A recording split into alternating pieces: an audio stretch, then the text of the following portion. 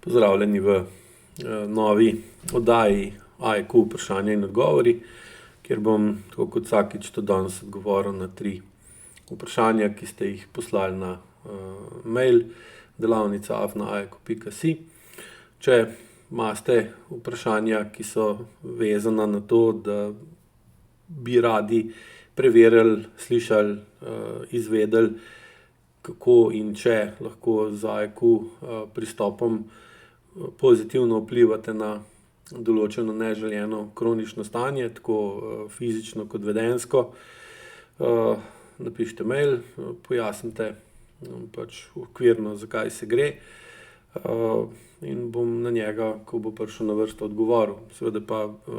ta vprašanja niso namenjena in ne nadomestijo individualne obravnave, ker pač v teh odgovorih zaradi splošne vrednosti ali pa namena, ki je namenjen vsem, ki jih to zanima, ne grem v tako globino, kot bi šel, če bi na tako vprašanje odgovarjal na recimo spletnih programih. Ali pa še posebej, če se na tako vprašanje se postavi na individualni obravnavi, tudi zaradi tega, ker se tukaj pač samo vprašanje, na katerega lahko podam svoj odgovor, ni pa dvosmerne komunikacije med mano in vami, kjer bi lahko vam postavljal dodatna vprašanja, opazoval odzive vašega telesa, izraz na vašem obrazu, pogled, glas, ker to da cel kup informacij, ki jih pač tukaj ni. Zato pač tudi sprejmite dejstvo, da so ta vprašanja, da so odgovori splošni, in da ne grem v njih v neko globino, ker tudi namen teh vprašanj ni, da bi spoznavali globino, zaradi tega, ker zato je potrebno dodati vaje, dodati veliko več časa. Hkrati bi pa rad poudaril tudi za vse tiste, ki razmišljate ali pa vas zanima ali pa potrebujete pristop, kot je AEQ, da se zavedate, da je osnova AEQ-ja sprememba. Iz enostavnega razloga, ker če imate kronično neželjeno stanje, pomeni, da se vam nekaj ciklično ponavlja, in če hočete odpraviti to ciklično ponavljanje, neželjeno ciklično ponavljanje, je seveda potrebno uvesti spremembo. Težava pa nastane, ker se proti tej spremembi podzavesten del živčnega sistema postavlja po robu. Zavesten del pa seveda to spremembo v bistvu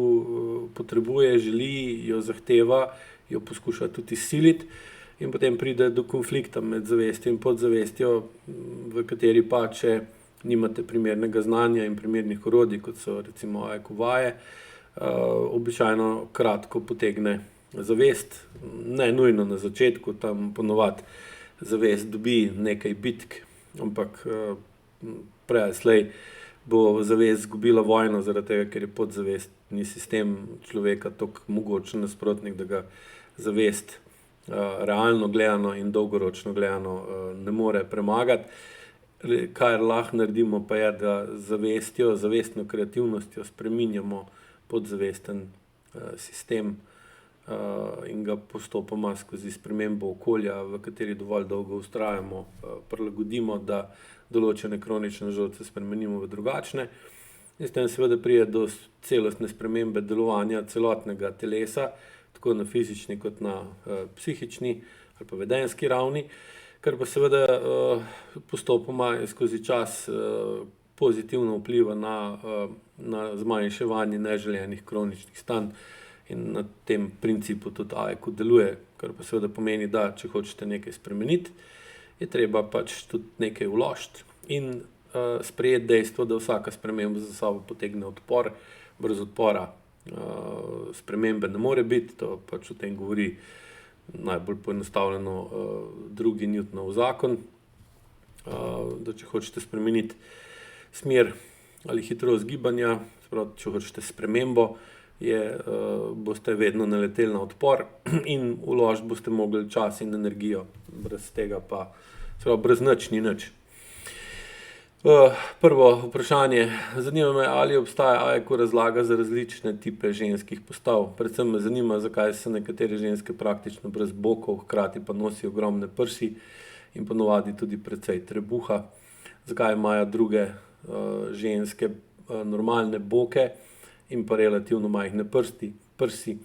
Lahko opišete razloge tudi za druge tipe postav. Torej, zanima me, ali je zgolj igra genov ali po vašem prepričanju tiči razlog še kje drugje. Govoril bom na splošno tako za moško kot za žensko postavo, ker v bistvu ni nobene razlike. Geni dajo določen načrt, se pravi, kje naj pa kaj naj bo s čim. In dejansko razen v primeru nekih močnejših mutacij ali pa poškodb DNK-ja, sam gen nosi v sebi simetrično, proporcionalno postavo. In take razlike, v katerih pišete, recimo, da ni bokov ali pa da imajo recimo široke boke pa majhne prsi, ker so dva ekstrema, to je pa primarno posledica vpliva okolja, se pravi epigenetike, ki seveda skozi svoje pritiske, ki so dovolj dolgotrajni in dovolj pogosti, se pravi dovolj konsistentni, oblikuje človeško telo. Ker pač človeško telo deluje skozi pritiske in v bistvu je skozi membrano, o tem govorim več ali manj v vsaki oddaji. Membrana je tista, ki nas ločuje in seveda hkrati tudi povezuje z okoljem. In membrana, se pravi površina, človeška koža, podkožna tkiva in prečno progaste skeletne mišice ter fascija ter ta mielinski živčen sistem tvorijo membrano, ki v bistvu deluje in se oblikuje na osnovi pritiskov, tako pritiskov iz notranjosti navzven, se pravi življenjska energija, ki jo ustvarjamo skozi spremembo kemične energije in skozi Krebsov cikel ter izgorevanje v rjavi maščobi ustvarjamo notranji pritisk. Zunanji pritisk je pa sestavljen iz vpliva okolice na nas, naj si bo narave kot take, se pravi temperature, vode, vetra, svetlobe, zvoka ali pa seveda tudi vezano na vpliv čustev, se pravi kakšna energija v družini, v kateri odraščamo, kaj imajo ljudje, ki nas gledajo v očeh, s kakšnimi čustvi na nas, ali nas gledajo pozitivno, nas gledajo negativno, nas gledajo z naklonjenostjo ali sovražnostjo, imajo v očeh veselje ali imajo v očeh recimo bes ali prezir, s kakim glasom govorijo, ali je glas prijeten, zveneč, usklajen, ali je glas neprijazen, rezek, zadirčen in podobno. Seveda, če se to zgodi kdaj pa kdaj, če so to akutne stvari, to nima posebnega vpliva na obliko telesa. Če so pa to kronični pojavi, se pravi, da se kar naprej ponavljajo, ker izvirajo recimo iz podzavestnih reakcij okolice na nas, je pa ta pritisk dovolj močen, da lahko in tudi vpliva na obliko telesa. Še posebej je najbolj odločilno obdobje v človeškem življenju za ta vpliv je nosečnost in s tem tudi v bistvu kakšno je stanje napetosti in energije, potencialne energije v trebušni votlini matere, ki seveda direktno vpliva tudi na zarodek v maternici in tudi napetost mišic še posebej v trupu, se pravi med prsnim košem in med medenico, določa tudi, koliko je prostora v maternici, koliko je otrok stisnjen ali pa ima prostora ali pa v bolj sproščenem okolju, kar seveda tudi vpliva na njegovo obliko, in to so vse vplivi, ki skozi epigenetski vpliv vplivajo na genetiko in jo seveda potem spremenijo v drugačno in imamo potem drugačno obliko telesa, kot bi bilo skozi genetske zapise možno. In recimo tipičen primer tega je, da je recimo da stranka, ki pride, je recimo lahko jo gledam, vidim, da je recimo neproporcionalno razmerje med dolžino nog pa dolžino trupa. In pol, ko ga vprašam, kakšna je pa recimo, koliko je oče visok, koliko je mama visoka, kako so visoki sorojenci in podobne stvari, vidim, se hitro ugotovi, da je oseba tudi že tako, ko ga pogledaš kot celoto, vidiš, kot da bi ga nekdo dol tlačil, kot da bi mu nekdo dal roko na glavo ali pa na rameno, pa bi ga dol pritiskal. In seveda se ni mogel razviti, ampak ima pa pol recimo, ali pa če pogledaš, kak ima velikost stopal, pa širino stopal, vidiš, da recimo stopala pa dlani nimajo enakih proporcev, da so oči drugačne oblike, kot so recimo dlani ali pa stopala, da ima recimo meča večja kot recimo stegna, ali pa da so stegna ful debela, meča pa tanjša,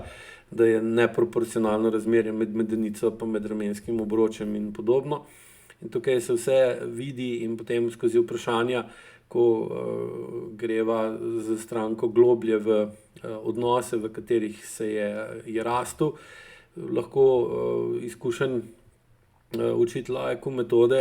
skozi obliko človeškega telesa z visoko zanesljivostjo vidi ali pa tudi ve, v kakšnem okolju je ta oseba odraščala, sploh v prvih 3 letih življenja. To je najbolj tisto obdobje, ki najbolj oblikuje obliko telesa, prvih 7 let življenja pa določa v grobem pa primarno, kakšna bo oblika podzavesti. In podobno kot recimo nekdo, ki se spozna na drevesa ali pa na rastline, bi lahko, ko bi mu pokazali sliko določenega drevesa, kakšne oblike drevo, ali pa vsak od vas je že verjetno videl recimo drevo, ki ne raste naravnost po konci, ampak je zvito, in potem se vprašaš, kaj je vplivalo na to drevo, da je take oblike. Seveda lahko vpliva človek, ki ga obteži, gor obesi, ne vem, ali pa zaveže vrvico, pa jo pritrdi nekam in to drevo postavi v nenaravno obliko, se pravi, na njega ustvarja pritisk, deluje na njega silo, ali je lahko recimo to veter, ali je posebna oblika okolja, kjer rastlina nima prostora, nima dosti prostora, da bi se lahko razvila v normalno obliko, se razvije v popačeno obliko. In noben ne bo rekel, recimo, da je s to rastlino genetsko nekaj narobe, ampak bo vsak rekel, pač, očitno je rasla v neustreznih razmerah. Isto to dostikrat razlagam strankam, ko ne morejo razumeti, zakaj ima otrok težave, pa da to sigurno nima nobene veze z okoljem, v katerem otrok živi. Jih samo vprašam, če bojo kupili sadiko, ne vem, pač sadne drevo ali pa kar okrasno kako rastlino,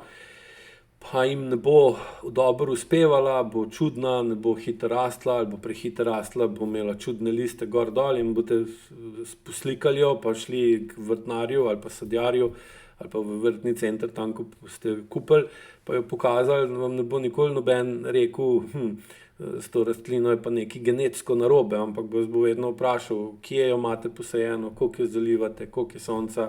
ali je v zavetju ali ni v zavetju. Sprav vedno vprašajo za vpliv okolja. Pri kroničnih težavah otrok se pa nekako vsi najraje izognejo tem vprašanjem, predvsem zato, ker bi to pomenilo, da morajo pri sebi stvari porihtati, kar pa pomeni, da ne moreš kar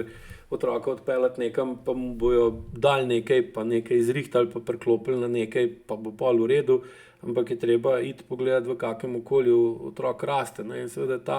vpliv okolja seveda potem pride v obliki epigenetskega vpliva, če je dovolj dolg, do tega, da se telo razvije neproporcionalno in zdaj kombinacij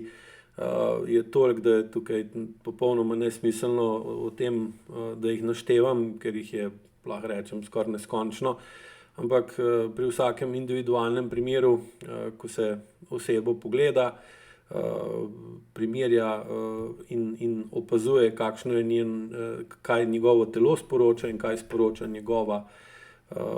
njegovo izražanje, njegovo vedenje, njegovi odzivi na vprašanja, na komentarje in podobne stvari, se da relativno hitro potem ugotoviti, zakaj ima boke ožje zakaj ima ženska recimo boke ožje od ramen, ali pa zakaj ima recimo tenke noge pa velike prsi, ali pa zakaj ima glavo neproporcionalno manjšo v primerjavi z ramenskim obročem pa prsnim košem. Ker telo govori svojo zgodbo in AIQ učitelj dejansko deluje kot neke vrste detektiv, ki posluša in opazuje sploh v višjih stopnjah, recimo 3. pa 4. Dve zgodbi, tisto zgodbo, ki jo stranka govori iz svoje zavesti, in zgodbo, ki jo govori njegovo telo, oblika njegovega telesa, način, kako sedi, kako govori in vse ostalo. In potem iz teh dveh zgodb v bistvu ugotavlja, kakšna je bila preteklost te osebe, da se je razvila v takšno osebo, kot je danes v sedanjosti, v kateri zdaj je pred nami. In potem na osnovi tega lahko določimo, kje ima največ senzorno-motorne amnezije, da se sam ne zaveda vplivov preteklosti in vzorcev, ki jih je v preteklosti razvil ali pa prenesel iz okolja, ki ga danes, ker jih uporablja v sebi v škodo, ga v bistvu spravljajo v kronične težave, iz katerih sam ne najde izhoda, in zato pač pride tudi do nas, da mu to pomagamo razumeti in ga potem skozi vaje ali pa aktivno učenje na mizi pri 3. ali 4. stopnji učiteljev omogočimo, da postopoma zmanjša senzorno-motorno amnezijo pa senzorno-motorno odtujenost in začne vedno bolj čutiti telo ter začne potem tudi vedno bolj razumeti, da je telo njegov sopotnik, sodelavec, da sta soodvisna, in se začne do telesa tudi temu primerno bolj sočutno vedeti. Predvsem zato, ker kar najpogosteje opažam, je to, da tako kot so se do nas kot otrok starši vedeli, ko smo bili majhni, tako se potem mi, ko smo veliki odrasli, vedemo do svojega telesa. In zelo pogosto je to zelo slab in težek, travmatiziran odnos, ki pa ima seveda vedno vzroke v preteklosti, ker tako kot pri AIQ-ju vedno rečemo, nič ni slučajno. Drugo vprašanje. Vitiligo je kožna bolezen, za katero je značilna prisotnost različno velikih in oblikovanih belih lis na koži, ki nakazujejo na izgubo pigmenta kože. Gre za avtoimunsko bolezen, kjer lastni imunski sistem uničuje pigmentne celice kože, imenovane melanociti. Najpogosteje se pojavlja na prstih, zapestih, pod pazduho, v dimljah, okrog oči in ust ter na in ob splovilu. Zakaj se po AIQ metodi pojavi ta bolezen? V prejšnjih oddajah sem že večkrat razlagal o vzrokih za različne kožne bolezni, dermatološka stanja, in pri vseh je razlog identičen. Nepravilna uporaba, nepravilna funkcija kože. Se pravi, oseba kožo zlorablja za stvari, za katere koža pač ni namenjena. Namen kože je, da ločuje nas od okolja, da je polprepustna membrana med nami in okoljem, kjer lahko mi v okolje oddajamo ali pa prenašamo različne snovi in energijo, od teplote do različnih kemičnih spojin, do znoja in podobno. ter s tem v bistvu vplivamo na okolje, tudi skozi dotik, kjer se prenaša energija, ali se drug dotakne nas, ali se mi dotaknemo drugih. In seveda, če je nepravilna funkcija kože, potem more priti tudi do nepravilne strukture kože, in tukaj pač je še ena od teh različnih bolezni, ki so vezane na kožo, jih je pa seveda kar nekaj, ne? Ampak glavni vzrok, se pravi tisto, kar je od spodaj, skupen imenovalec vseh teh bolezni kože, je nepravilna funkcija kože, ki potem po tem zakonu, da struktura določa funkcijo in funkcija določa in vpliva na strukturo, za sabo takoj potegne, da če ima oseba težave s strukturo kože, kot je recimo tukaj, je potem takoj pomeni, da je nekaj narobe s funkcijo kože, in potem je treba pa za vsak primer posebej pogledati, kaj točno to je, ne? Ker zdaj avtoimunska bolezen, kjer lastni imunski sistem uničuje lastne zdrave telesne celice, skoraj vedno pomeni, da oseba uničuje samo sebe, zato ker ne more, ne sme ali ne zna uničiti tistega, kar jo spravlja v nemoč. Se pravi, ker ko smo v nemoči, pride do močno aktiviranih življenjskih sistemov, ki ustvarijo visoko potencialno energijo z namenom, da bomo to potencialno energijo uporabili za dejanja, s katerimi bi skozi simpatično delovanje avtonomnega živčnega sistema in izražanje močnih kinetičnih energij v obliki čustev, vedenja, dejanj, spreminjali okolico skozi boj ali pa spremenili okolje s tem, da bi šli drugam, da bi zapustili določeno okolje in šli v drugo okolje, z drugim besedam skozi beg.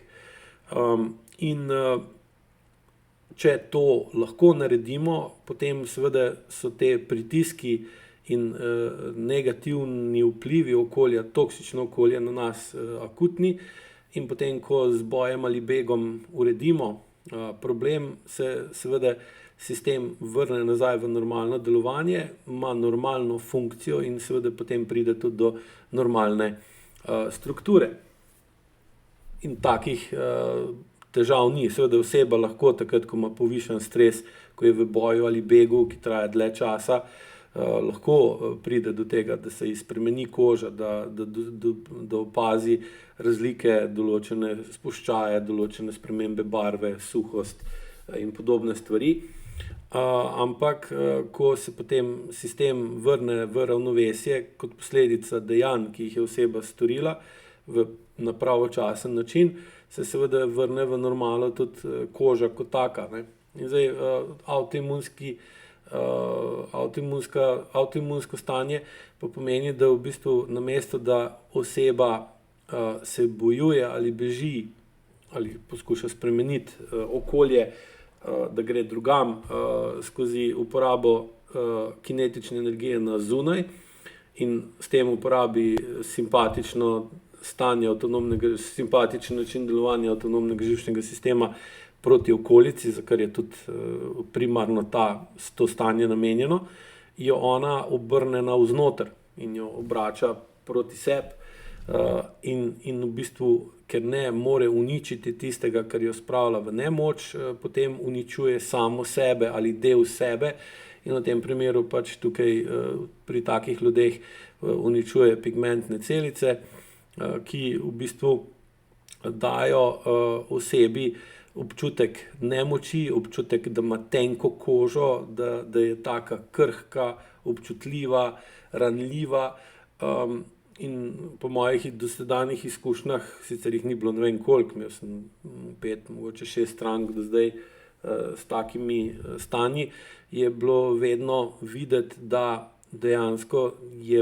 da te osebe niso smele odrasti, niso se smele vesti kot odrasle osebe, ampak so morale na podzavestno telesni ravni v bistvu vztrajati v vlogi otroka, v vlogi lutk, v vlogi nemočnih ljudi, ki so pač tam zato, da nekdo drug skrbi za njih,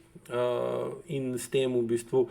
svojo nemočjo in zamikanjem odraslosti ali pa odraščanja in občutkom nefunkcionalnosti in nemoči pridejo dejansko do tega, da jih ne morejo, da to kršijo zakon časa, da pride do toliko močne spremembe funkcije, da pride potem seveda tudi do spremembe strukture, v tem primeru pigmenta na koži. Zna skozi potem bolj globoko obravnavo, se pravi, ker zakaj ima nekje oseba, zakaj ji glih na prstih pobira pigment ali na zapestju ali pod pazduho, je pa spet odvisno od mikro situacije vsakega posameznika, kjer se potem na osnovi lastnega zavedanja, boljšega razumevanja teh procesov, ki se jih skozi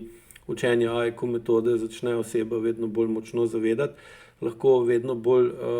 točno tudi sama oseba, sploh ko začne izvajati vaje, začne čutiti v določenih delih telesa različne napetosti, različne senzacije, ker namen AIQ vaj je, da zmanjšajo senzorno amnezijo in zdaj manjšo, ko ima oseba senzorno amnezijo, manj neznank je v njenem življenju in vedno bolj lahko čuti in poveže, kaj v bistvu se ji dogaja na kronični in nezavedni ravni, da ima takšno kronično neželjeno stanje, kot je recimo uničevanje lastnega pigmenta. In seveda skozi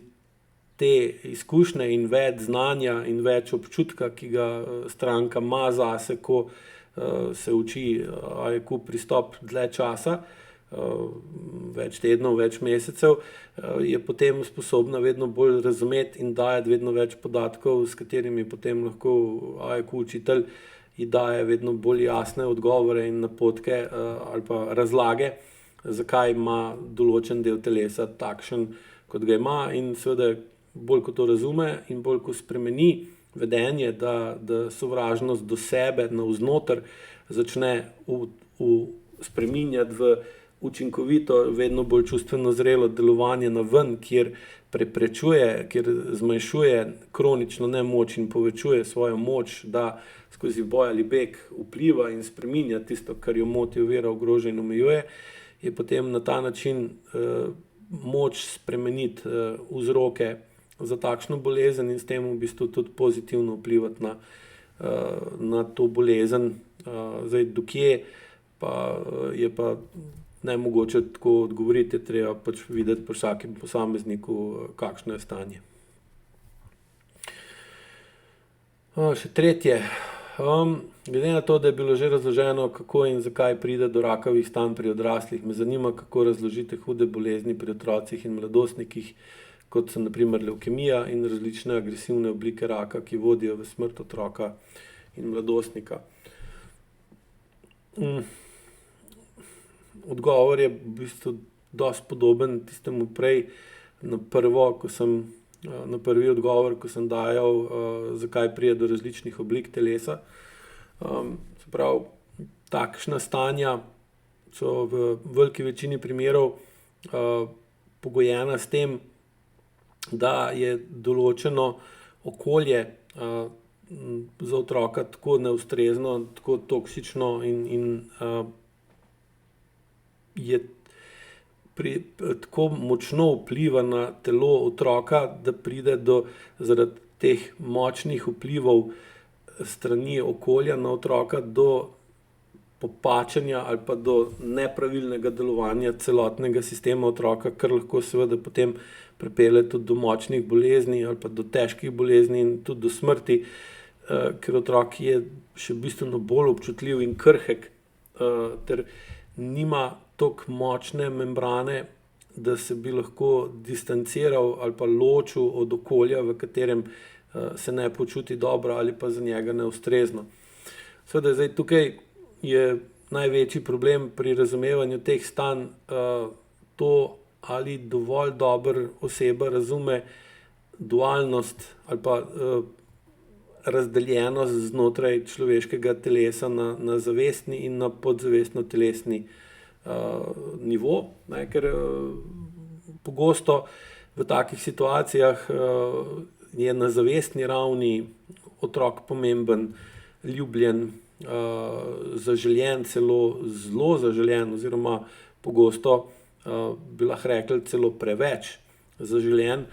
In potem seveda ljudje težko razumejo, sploh zato, ker so čustveno vezani na otroka, kar je popolnoma razumljivo, da bi dejansko mu hoteli slabo ali pa da bi mu hoteli spraviti,